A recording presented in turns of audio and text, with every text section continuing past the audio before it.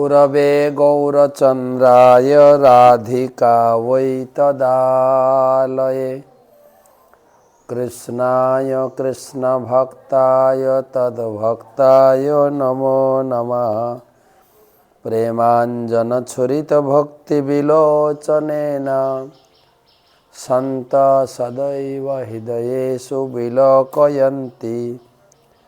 जं श्यामसुन्दर अचिन्त्यं गुणस्वरूपं गोविन्दमादिपुरुषं तमहं भजामि।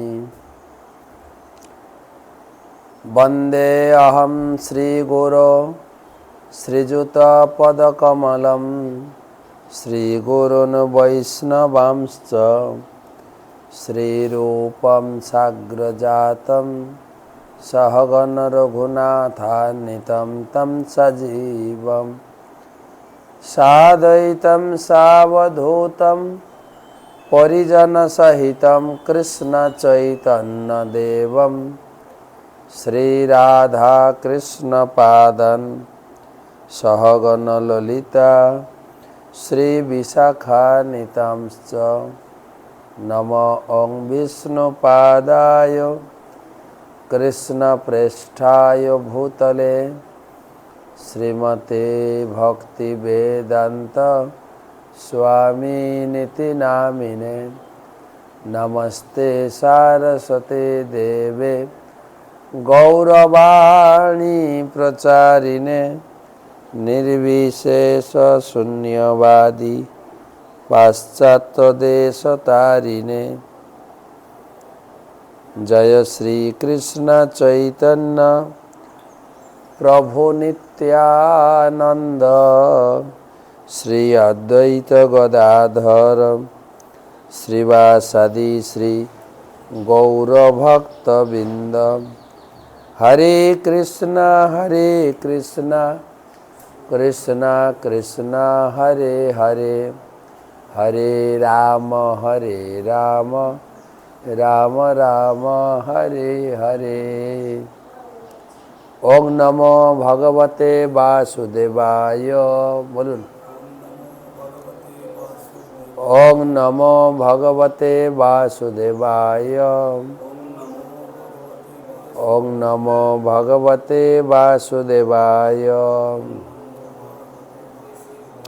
नारायणं नमस्कृत्य नरं चैव नरोत्तमं देवीं सरस्वतीं व्यासं ततो जयमुदीरयेत्। तमादिदेवं करुणानिधानं तमालवर्णं सुहितावतारम् अपार संसार समुद्र सेतुं भजामहे भागवत स्वरूपम। ग्रंथराज श्रीमद् भागवत महापुराण আমরা আলোচনা করব। আজকে চতুর্থ অধ্যায়ের দ্বিতীয় ক্লাস আলোচনা প্রসঙ্গ ভগবানের উদ্দেশ্যে প্রজাপতি দক্ষের হংসগুজ্জ প্রার্থনা। আলোচনা হচ্ছে প্রচেতাদের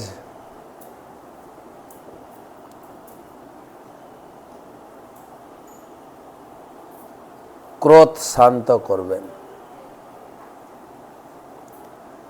6 নম্বর শ্লোক থেকে পরীক্ষিত মহারাজের প্রশ্ন ছিল যে ভগবানের সৃষ্টি এবং ব্রহ্মার উপসৃষ্টি সম্বন্ধে বিস্তারিতভাবে জানতে চাই। সেই উদ্দেশ্যে আলোচনা।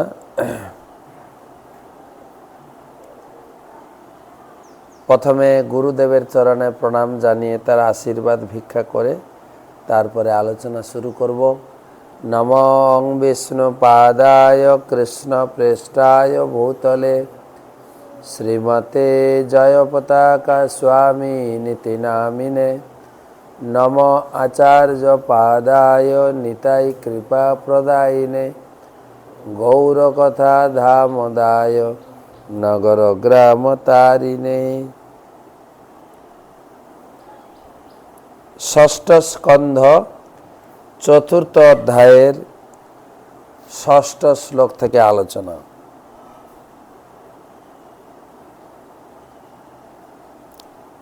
বলার চেষ্টা করেন। তাভ্যাম, বলেন, তাভ্যাম নির্দহমানং তানুপলব্ধ কুরুদহ রাজবাচ মহান সোম মন্নো প্রশময়ন্নিব।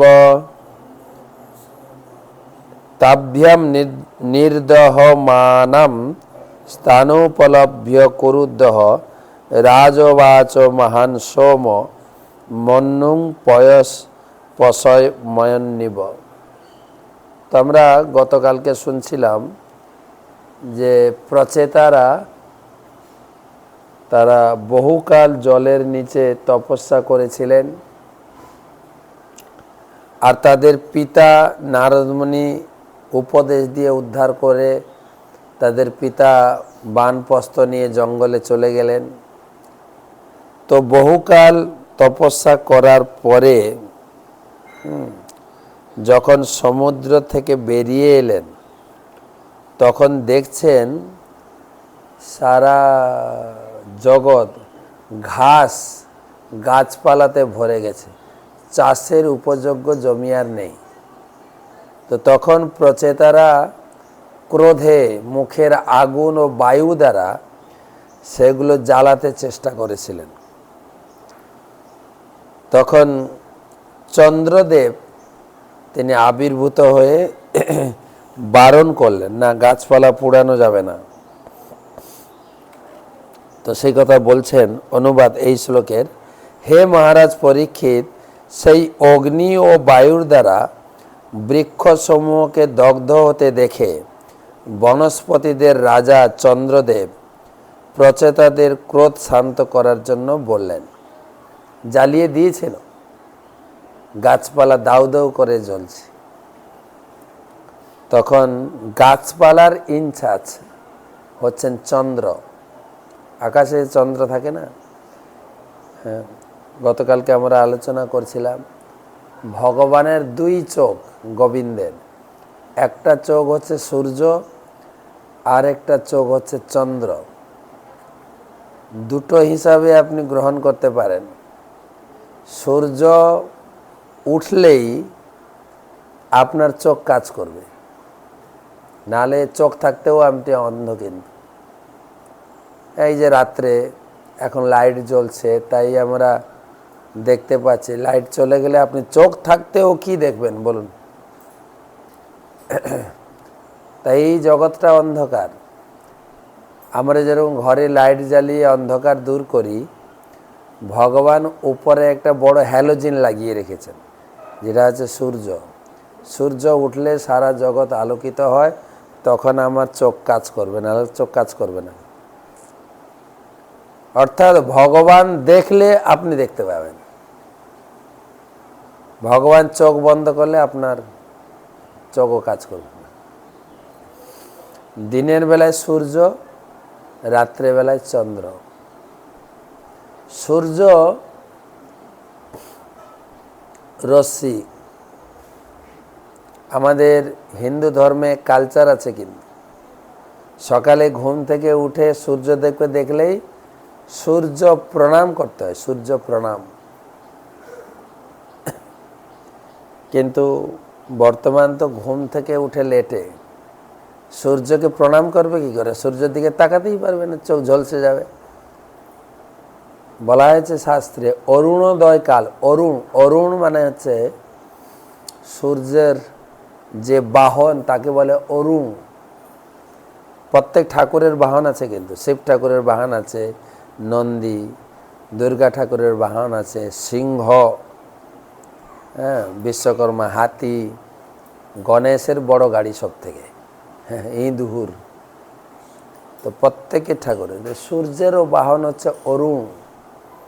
তো সকালবেলা যখন সূর্য উদিত হন, অরুণ দেব তাকে নিয়ে আসেন জগৎ প্রকাশ করার জন্য। সেই সময় প্রার্থনা করতাম, যেটাকে বলে সন্ধিক্ষণ, ত্রিসন্ধ্যা। সন্ধ্যা বুঝেন? সন্ধ্যা মানে সন্ধ্যা মানে এই নয় যে সূর্য অস্তে গেলে সন্ধ্যা, না, সকালটা একটা সন্ধ্যা। সন্ধ্যা মানে সন্ধি, সন্ধি মানে বুঝেন তো, যেখানে যোগ, রাত চলে যাচ্ছে দিন আসছে, এটা সন্ধি। দুপুর চলে যাচ্ছে বিকাল আসছে, দুপুরের সন্ধি।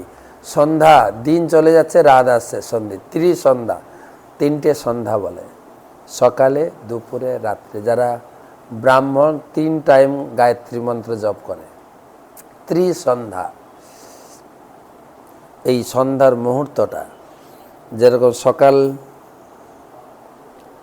রাত চলে যাচ্ছে দিন প্রবেশ করছে, ওই সময়টা খুব গুরুত্বপূর্ণ। ওই সময়টা লোকে ঘুমিয়ে কাটায়, বা সুখদেব গোস্বামী তো গালাগালি করেছেন, লোকে ঘুমিয়ে কাটায় অথবা সেক্স লাইফ করে কাটায়।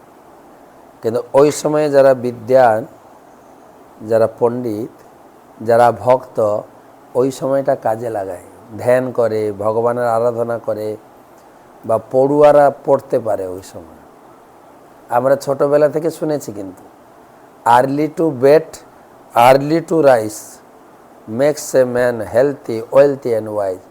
ঘুম থেকে উঠো সকাল সকাল, অরুণোদয় কাল, ওই সময় সূর্য যখন উঠবে সেই সময় হাত জোড় করে তার উদ্দেশ্যে প্রণাম, এবং সেই সময় যারা পণ্ডিত ব্যক্তি স্নান করে হাতে জল নিয়ে তর্পণ করেন সূর্যদেবের উদ্দেশ্যে।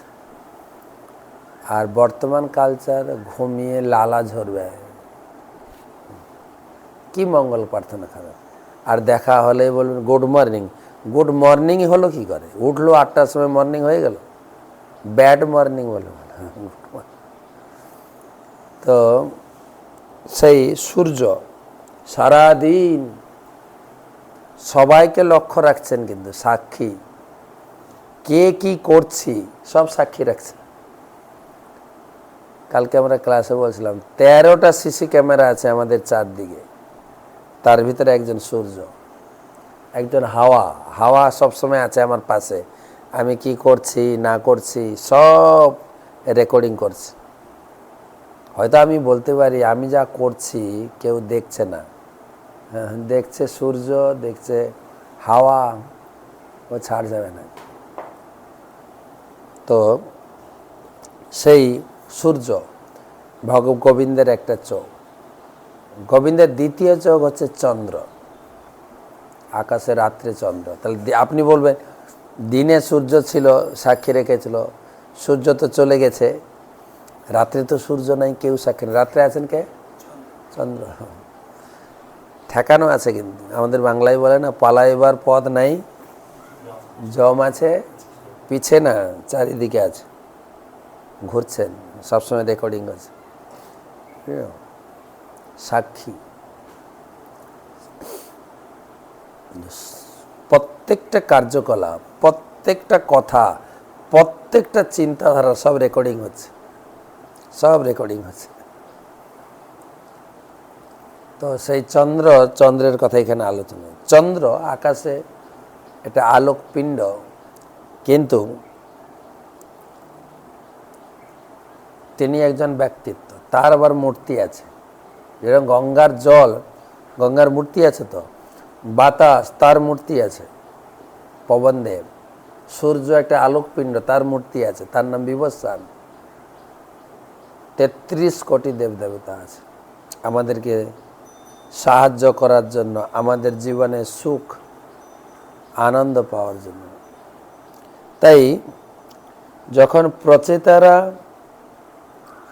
এই গাছপালা জ্বালিয়ে দিচ্ছিল, তখন চন্দ্রদেব এসে বলছে সে কি করছো, না জ্বালাতে পারবে না। তো এখান থেকে জানতে পারছি চন্দ্র হচ্ছে গাছপালার ইনচার্জ। গাছ কাটতে গেলে খুব সাবধান থাকতে হবে। বর্তমান তো সরকারও নিয়ম করে দিয়ে গেছে, গাছপালা কাটতে পারবেন না, পুকুর ভরাতে পারবেন না, কিন্তু সরকারের সঙ্গে হাত থাকলে আপনি সব করতে পারেন। গাছ কেটে উড়িয়ে দিচ্ছে, কিন্তু গাছপালা মানুষকে বাঁচানোর জন্য, মানুষের ভোগের জন্য ভগবান দিয়েছে, সেটা এখানে বলবেন।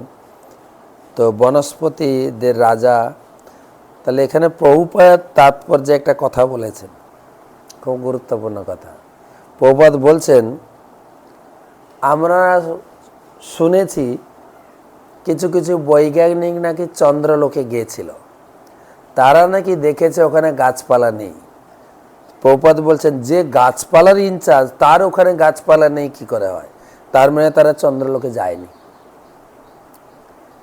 এটা জগৎকে চিটিং করেছে ওরা। প্রভুপাদ চ্যালেঞ্জ করছে যে নীল আর্মস্ট্রং না কে যেন চন্দ্রলোকে গেছিল, ফটো তুলে, ওগুলো সব ভাঁওতামি। ওরা চন্দ্রলোকে যায়নি। আর চন্দ্রলোকে এই শরীরে যাওয়া যাবে না। যেরকম জল, আমরা জলে হয়তো কিছুক্ষণ ডুবে উঠে আসি, কিন্তু কিছু প্রাণী আছে জলে থাকার মতো, সবসময় জলের ভিতরে আছে। আমি কিন্তু সবসময় জলের ভিতরে থাকতে পারবো না, তাই তো? ঠিক সেই রকম কিছু শরীর তৈরি করা হয়েছে যারা চন্দ্রলোকে থাকে, কিন্তু এই শরীরটা গেলে পুড়ে ঝলসে যাবে একদম। আমরা পঞ্চম স্কন্ধে পড়েছি, সূর্য কাছে, সূর্য থেকে 2 লক্ষ যোজন দূরে চন্দ্র আছে। চন্দ্র অনেক উপরে আছে। তো চন্দ্র হচ্ছেন বনস্পতিদের রাজা। বনস্পতি বুঝেন? বনস্পতি কাকে বলে? গাছপালাকে বনস্পতি বলে। কেননা ভেষজ, প্রত্যেকটি গাছ ভেষজ। প্রভুপাদ বলেছেন, আমরা হয়তো জানি না কোন গাছের কি কাজ। আমাদের ছোটবেলায় আমরা দেখেছি, কোথায় একটু যে কেটে গেলে কি করতাম, একটা লতা ছিল, একটু দোলে লাগিয়ে দিতাম, রক্ত একদম সঙ্গে সঙ্গে বন্ধ। আর ওটা ধীরে ধীরে ঠিক হয়ে যাবে কিন্তু ওই লতাটা দোলে লাগালে। আর এখন তো ব্যান্ডেড লাগাও, ইঞ্জেকশন দাও, কত কিছু করতে হয়। কাশি হয়েছে, ঠান্ডা লেগেছে, বাসক পাতা একটু ফুটিয়ে ঘ্রাণ নাও অথবা একটু পান করো, ছেড়ে যাও। প্রত্যেকটা গাছপালা ভেষজ। কয়েকদিন আগে একটা আয়ুর্বেদিক ডাক্তার বলছে প্রতিদিন 3টে করে পেয়ারা পাতা খাবে। পেয়ারা না, কি পেয়ারা পাতা। তোমার ডায়াবেটিস কিভাবে কন্ট্রোল থাকে দেখো। আমরা তো এখন ঘাস পাতা খাই না, এখন বেশিরভাগ ফাস্টফুড খাই। হ্যাঁ, কালকে একটা জায়গায় অনুষ্ঠানে আমাদের বেড়া চাপা, সে আলুর দমটা রান্না করেছে, একটুও জল নাই, তেলে ভর্তি। ঠিক আছে, তা আমি বলছি অনেক দিন ধরে বৃষ্টি হয়নি বলে জল শর্ট পড়ে গেছে এখানে। এখন খাওয়া দাওয়ার স্টাইল চেঞ্জ হয়ে গেছে। প্রশ্ন হচ্ছে, প্রত্যেকটি গাছপালা, প্রত্যেকটি যারা রান্না করে তাদেরকে চিন্তা করতে হবে, আমার রান্নাটা টেস্ট হলে হবে না তো, যে খাবে তার স্বাস্থ্যের জন্য কতটা দরকারি সেটাও বিচার করতে হবে। তো প্রশ্ন হচ্ছে, গাছপালার কথা আলোচনা আছে।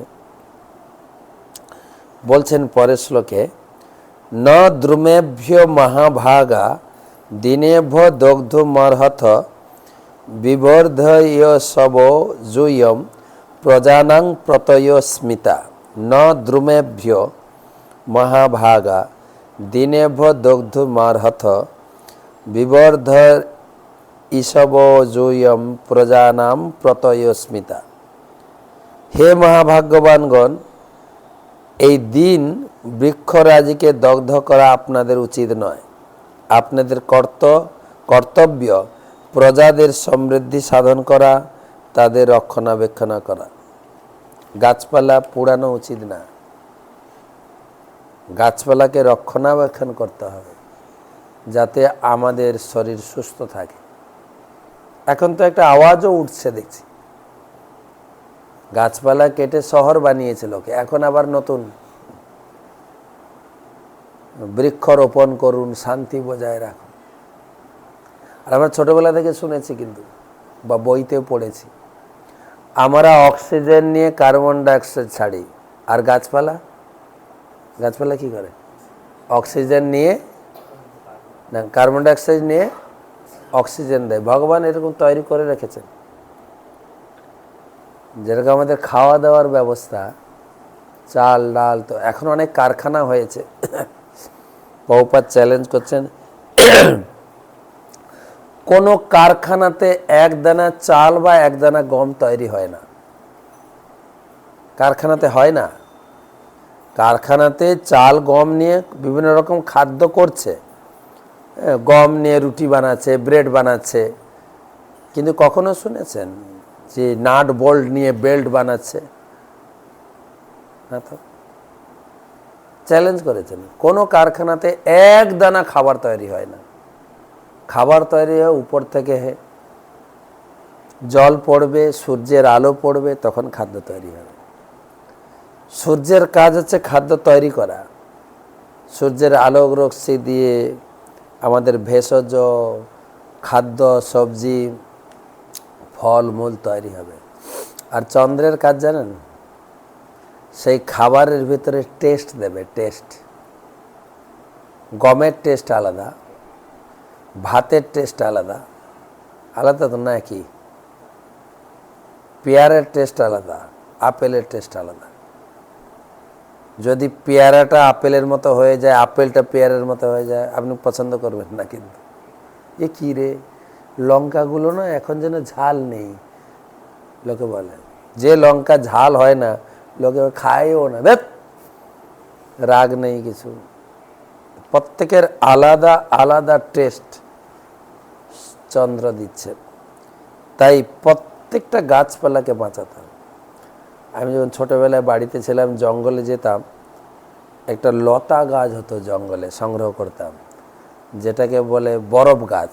এই ছোটো ছোটো পাতা জলে নিয়ে এই দোলতে দোলতেই জলটা বরফ হয়ে যাবে, আর ওটা নিয়ে খেতাম। আর এখান থেকে মুখে দিতাম তো ঠান্ডা হয়ে হয়ে ভিতরে যেত, থলথলে হয়ে যেত, একদম সুন্দর লাগতো, শরীরের জন্য খুব উপকারী।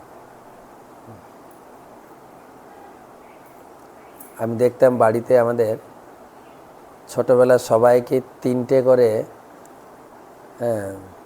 জবা ফুলের পাতা খেতে হবে, সেটা উপকারী। এখন ডাক্তার আমাকে নির্দেশ করেছেন 3টে কি বলে বেল পাতা, 3টে নিম পাতা আর 3টে তুলসী পাতা খেও ডেলি করে। ভেষজ সেগুলো, ভেষজ। তো সেই জন্য এই গাছপালা কোনোটার আমরা পাতা খাই, কোনোটার ফুল ভগবানকে অর্পণ করি, কোনোটার ফল খাই, আবার কোনোটার মূলও খাই। আমাদের বাংলাদেশে বা বাংলাদেশের আশেপাশে এই জায়গাগুলো, তারা তো কিছুই বাদ দেয় না, সবটাই খায়। দেখি কচু গাছের পাতা থেকে, ডান্ডা থেকে, ফুল থেকে, মূল থেকে কিছু বাদ দেয়। এত সুন্দর সুন্দর রেসিপি তৈরি করে। দেখি একটা জায়গায় গেলাম, বাঁশ খাচ্ছে দেখলাম, বাঁশের আইটেম। একটা জায়গায় দেখলাম কলা পাতা, কচি কলা পাতাকে নিয়ে আমরা কলা খেয়েছি, কলার ভিতরে থোরটা খেয়েছি, মোচা খেয়েছি, এবার পাতা খাওয়া দেখছি।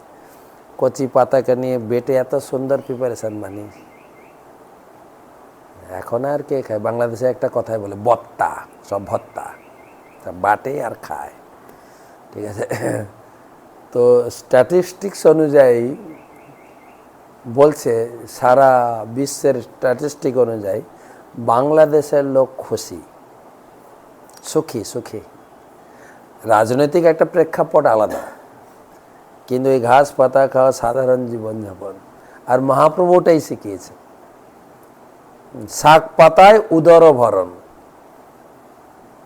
বর্তমান লোক প্রচুর পরিমাণে ফাস্ট ফুড, ইংরেজিতে বলে জাঙ্ক ফুড, জাঙ্ক ফুড খাচ্ছে, আর প্রচুর পরিমাণে শারীরিক সমস্যা বাড়ছে। তো ভাগবতমে কত সরল দেওয়া হয়েছে যে গাছপালা কাটা উচিত নয়। অনর্থক, অহো প্রজাপতি পতির ভগবান হরি রব্বয় বনস্পতি সধধিশ্চ সসর্জ জমিসম বিভু। অহো বনরপতি পতি ভগবান হরি রব্বয় বনপতি নসধিশ্চ সসর্জ জর্মিসম বিভু।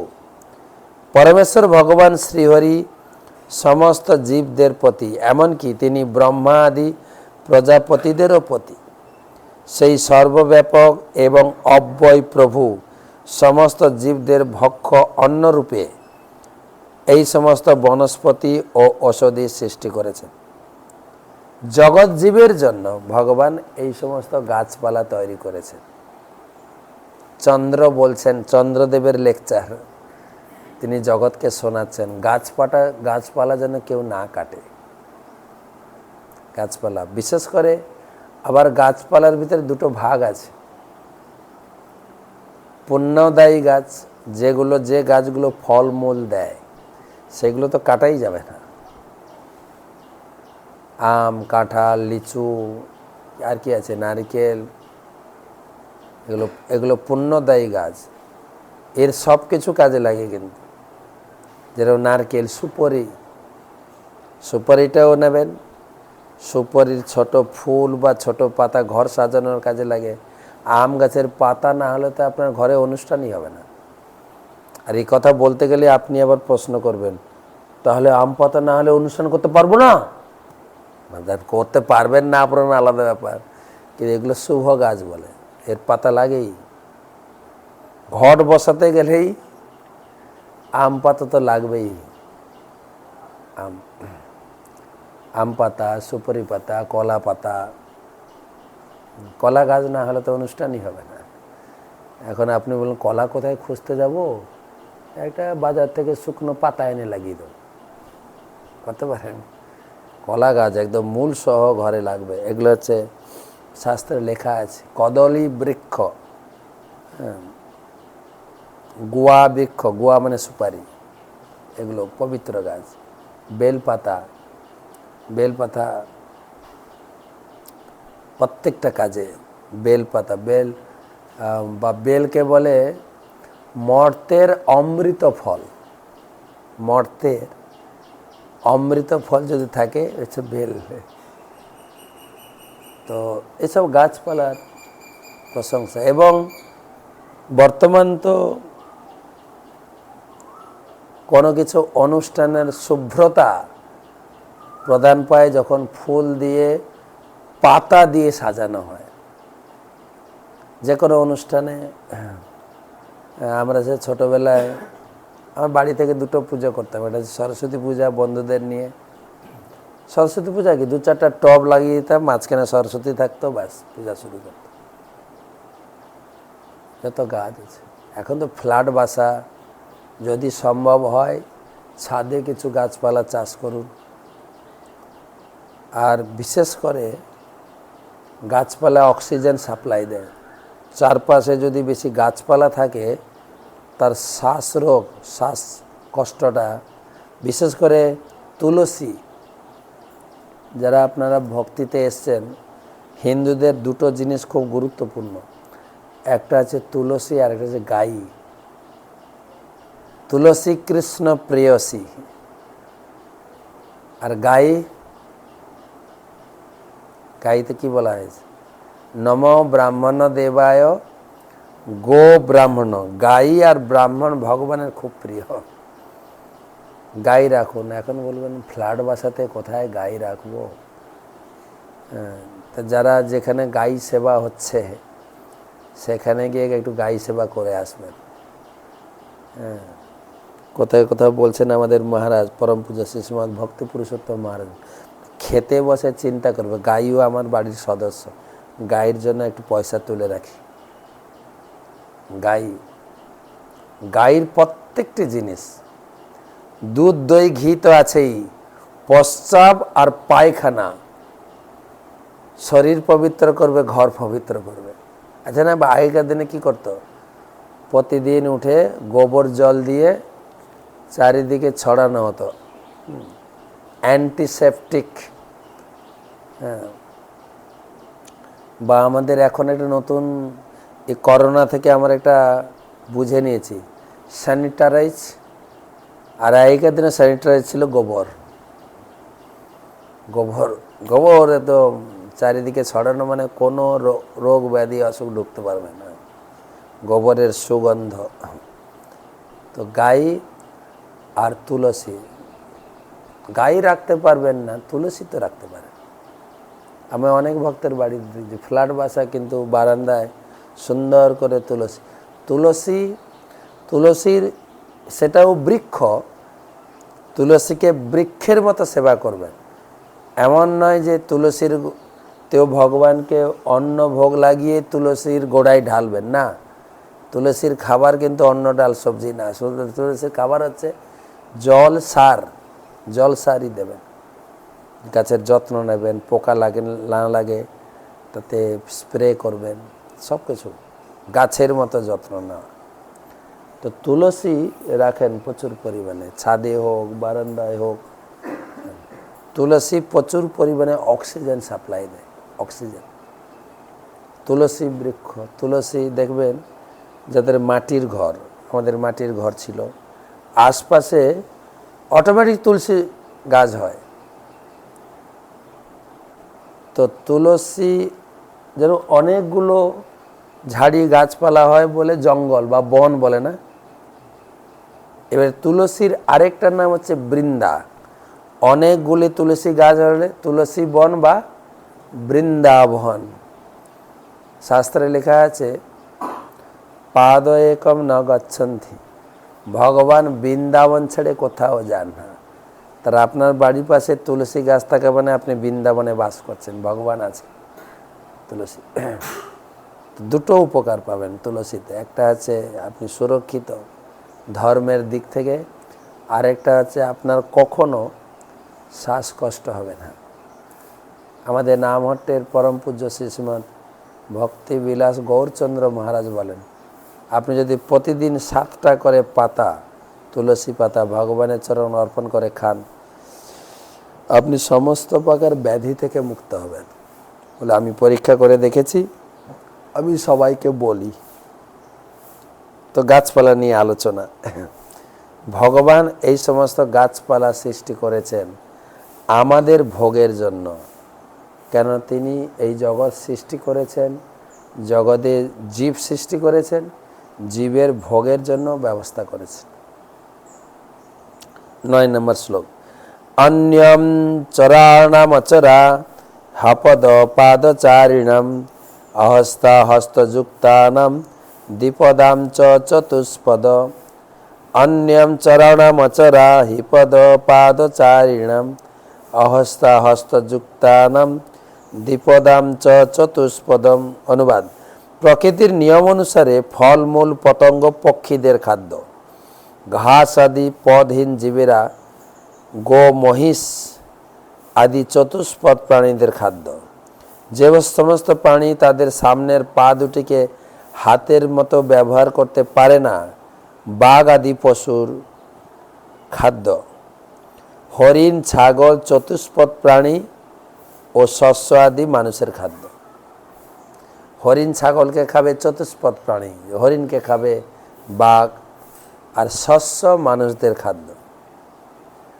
অন্যম চরাণাম অচরা, অন্ন হচ্ছে পক্ষীদের খাদ্য এবং ফলমূল পক্ষীদের খাদ্য, মানুষের খাদ্য। তাই প্রভুপাদ তাৎপর্যে লিখেছেন মানুষ মাংস খেতে পারে, যেরকম হরিণ ছাগল কখনো যেন গোমাংস না খায়। গোমাংস, গাই হিন্দুদের দেবতা। এখন পরিবর্তন হয়েছে, হিন্দুরা গাই বাদ দিয়ে কুকুর রাখছে। কুকুর, আমরা ছোটবেলায় দেখেছি রাস্তায় হাঁটতে হাঁটতে যদি কুকুরের পায়খানায় পা লেগে যায়, যদি মা জানতে পারে, সবস্ত্রে স্নান করে ঘরে ঢুকতেই দিত না। কাপড় চাপড় ছেড়ে স্নান করে ঘরে ঢুকত। আর এখন কুকুরের সঙ্গে থাকে লোকে। গেটের বাইরে লেখা আছে, আমরা বাড়িতে সব কুকুররা আছি, এসো না, কুকুর হইতে সাবধান, আমরা সব কুকুর, সাবধান। তো এখন গাই বাদ গেছে, যে যে উপকারী পশু, এসে গেছে অপকারী পশু কুকুর। কুকুরের হসপিটাল, কুকুরের রেস্টুরেন্ট সব হয়েছে। দুনিয়াটা কুকুরে পরিণত হয়েছে।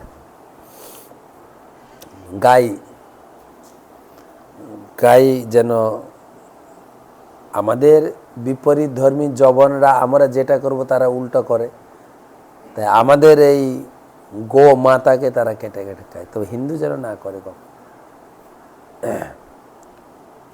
তো সেই জন্য এখানে দিয়েছেন কোন প্রাণীর কি খাওয়ার ভগবান অনুমোদন করে গেছেন। জোয়ম চ চিত্রা নির্দিষ্টা দেবদেবেন চানঘা প্রজা স্বর্গায় হি কথন বৃক্ষান নির্দন্ধু মর্হত। জোয়ম চ চিত্রান্যাদিষ্টা দেবদেবেন চানঘা প্রজা স্বর্গায় হি কথন বৃক্ষান নির্দন্ধু মর্হত। অনুবাদ: হে নির্মল আত্মাগণ, আপনাদের পিতা প্রাচীন বর্হি পরমেশ্বর ভগবান আপনাদের প্রজা সৃষ্টি করার আদেশ দিয়ে গেছেন। অতএব কিভাবে আপনারা এই সমস্ত বৃক্ষ ও ঔষধি ভস্মীভূত করছেন যা প্রজাদের জীবন ধারণের উপযোগী? আপনাদের পিতা, এখানে 10 জন প্রচেতাকে উপদেশ দিচ্ছেন চন্দ্রদেব। প্রত্যেক পরিবারের পূর্বজ, ধরুন আমার বাবা, দাদু, তার বাবা, প্রত্যেকের একটা নির্দেশ থাকে। কি নির্দেশ? সংসার করো, সংসারে সন্তানদের জন্ম দাও, আর সন্তানদের সুখের জন্য তুমি কিছু ব্যবস্থা করে যাও। তো আপনারা কেন গাছপালা পোড়াচ্ছেন? গাছপালা তো আপনাদের পরিবারের ভরণ পোষণের জন্য, প্রজাদের জন্য। তো সুতরাং গাছপালা পোড়ানো উচিত নয়। তো এই কথা আমাদের প্রত্যেকের জন্য।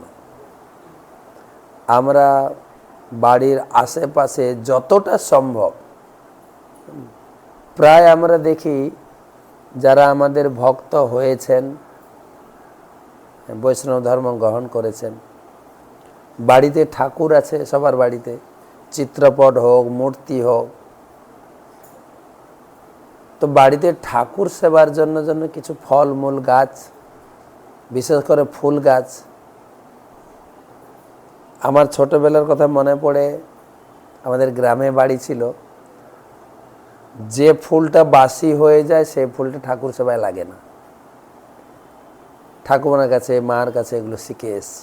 আর এখন কবে ফুল তোলা হয়েছে ঠিক নেই, সেই ফুল সাপ্লাই হতে হতে হতে হতে আস্তে আস্তে কিছু পচে যায়, ওগুলো বেছে বেছে করে দোকানদার বিক্রি করে। কিন্তু ঘরে কিছু ফুল গাছ লাগান, 12 মাস ফুল দেবে, টগর ফুল বা কিছু ফুল আছে, যেটা আপনার হয়তো সাফিসিয়েন্ট না হতে পারে, একটা ফুল তো ভগবানের চরণে দিতে পারে, কিছু ফুল। তাই কমপক্ষে ফুল গাছ, ফল গাছ আর তুলসী গাছ, এগুলো তো ঘরের চারপাশে বা ঘরের সামনে। এখন তো বড় বড় অফিস, তাদেরও অফিসে দেখা যায় গাছপালা দিয়ে সাজানো। বড় বড় অফিসার, ডাইরেক্টর দেখেছি ঘরে। আর আমাদের মায়াপুরে তো গেস্ট হাউস পুরো গাছ দিয়ে মোড়ে দেওয়া আছে। আর বর্তমান আমাদের এই ডিসেম্বর গেল, গৌর পূর্ণিমা উৎসব গেল, ফুল গাছে ভর্তি মায়াপুর। মানুষ তো হয়রানি হয়ে যাচ্ছে ফটো তুলতে তুলতে, সেলফি তুলতে তুলতে। মোবাইলটা ভরে গেল রে, দুটো ফটো তুলবো তাও হচ্ছে না, সারাদিন লোক ফটো তুলে। আর মায়াপুর ডিসেম্বরে একটা ফুলের চাক সাজিয়েছিলেন খুব সুন্দর করে, সেটা গেল গৌর পূর্ণিমা, যে গৌর পূর্ণিমার পর দিন আবার নতুন করে সাজিয়েছে।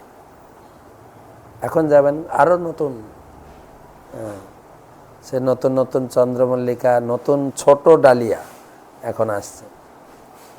গাছপালা থাকলে, যেখানে ভগবানকে বলা হয় বনমালী, তিনি বনে থাকতে পছন্দ করেন, সারাদিন তো বনে থাকতেন, সারাদিন বনে খেলাধুলা করতেন। বনমালী আর বনমালা বনমালা মানে বনের ফুল দিয়ে মালা তৈরি করা। এটা বনমালী, যিনি বনমালী কেন বলা হয় না, বনের ফুল আর পাতা দিয়ে বানানো ফুলে তিনি সাজতে খুব পছন্দ করতেন, কানে লাগাতেন, না কানে ঝোলাতেন, এসব পছন্দ করতেন। গাছপালার মধ্যে থাকুন, এটাই আলোচনা হচ্ছে আজকের বা সিরিজ চলছে। গাছপালা কাটবেন না, গাছপালা জীবনের উপকারী, জীবনের কখনো হানি নয়। গাছপালা বনস্পতি, আর গাছপালা বনস্পতির রাজা হচ্ছেন চন্দ্রদেব। আজকে এই পর্যন্ত রাখি। শুভরাত্রি। কালকে আবার আসবো ধারাবাহিক আলোচনা। হরে কৃষ্ণ।